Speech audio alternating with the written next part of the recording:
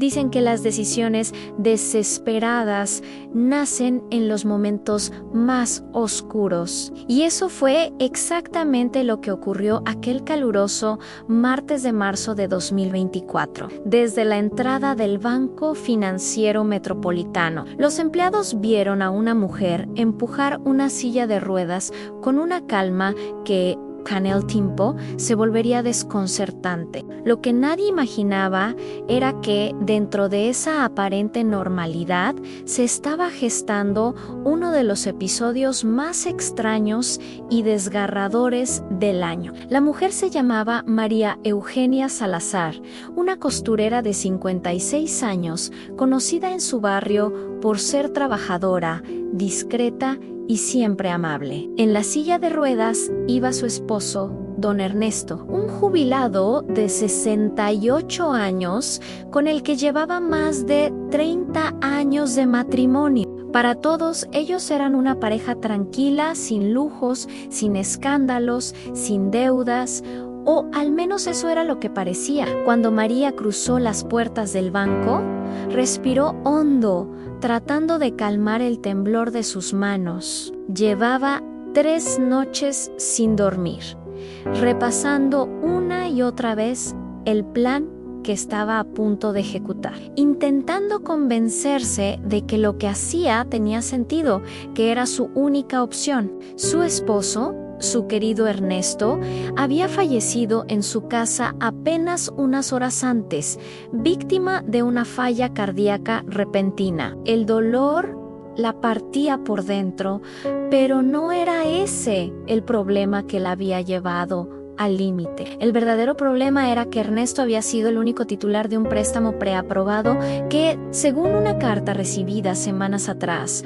podía salvarlos de perder su casa. El documento era muy claro. El trámite solo podía ser firmado en persona por el beneficiario. María había llamado, había suplicado, pero el sistema era inflexible. No había excepciones. Así que allí estaba, de pie en medio del banco, con el amor de su vida a su lado, pero ya sin vida. Se acercó al mostrador con pasos lentos, cuidando cada movimiento de la silla, como si llevara la carga más frágil del mundo. El guardia de seguridad la saludó amablemente y ella respondió con una sonrisa tensa, una máscara de normalidad que apenas lograba sostener. Todo parecía ir bien, hasta que dejó de serlo. La empleada del banco, una joven llamada Lucía, le pidió la identificación de su esposo. María la entregó con manos temblorosas. Mientras Lucía revisaba los papeles, intentó entablar una conversación casual, un protocolo de amabilidad. ¿Su esposo se encuentra bien?, preguntó al notar que el hombre no respondía ni movía un solo músculo. María inventó una excusa rápida, una mentira que llevaba ensayando en su cabeza. ¿Está un poco delicado? ¿No ha dormido bien? Lucía sonrió con empatía, pero algo en su mirada ya mostraba una semilla de duda. Aún así, procedió a iniciar el trámite. El momento más temido había llegado. Le pidió a Ernesto que firmara el documento. María tragó saliva, sintiendo cómo se le secaba la garganta. Con un gesto que pretendía ser firme, tomó la mano fría de su esposo y guió el bolígrafo sobre el papel, tratando de imitar la caligrafía que conocía tan bien. Intentó que pareciera un acto de ayuda, no una manipulación desesperada, pero Lucía frunció el ceño, observando el trazo sobre la hoja. La firma está un poco temblorosa. ¿Está seguro de que se siente bien? María volvió a sonreír, aunque por dentro sentía que todo su mundo se estaba derrumbando. ¿Son los nervios? ya sabe, pero quiere hacer esto hoy mismo. La empleada dudó unos segundos más, unos segundos que para María parecieron una eternidad. Finalmente, se levantó de su silla para consultar a su supervisor. En ese instante, María sintió como un frío glacial le subía por la espalda. Cada minuto que pasaba, cada mirada curiosa de los otros clientes, aumentaba la probabilidad de ser descubierta. Miró a su esposo. Para ella, él no era un cuerpo sin vida, como dirían los informes más tarde. Era su compañero, su único aliado, su razón para resistir. Y ahora, irónicamente, también era su última oportunidad. Mientras esperaba, un niño que jugaba cerca se acercó demasiado a la silla de ruedas. Su madre lo apartó suavemente, pero no sin antes lanzar una mirada extrañada al rostro inexpresivo y pálido de Ernesto. Esa mirada fue suficiente para que el primer susurro de alarma comenzara a flotar en el aire del banco. Algo no está bien con ese señor. Cuando Lucía regresó, ahora acompañada por el supervisor, la frágil farsa de María ya no se sostenía. El supervisor, un hombre de mediana edad con una expresión seria, observó a Ernesto detenidamente y le hizo la pregunta que lo cambiaría todo. Señora, ¿su esposo está bien? Parece muy pálido.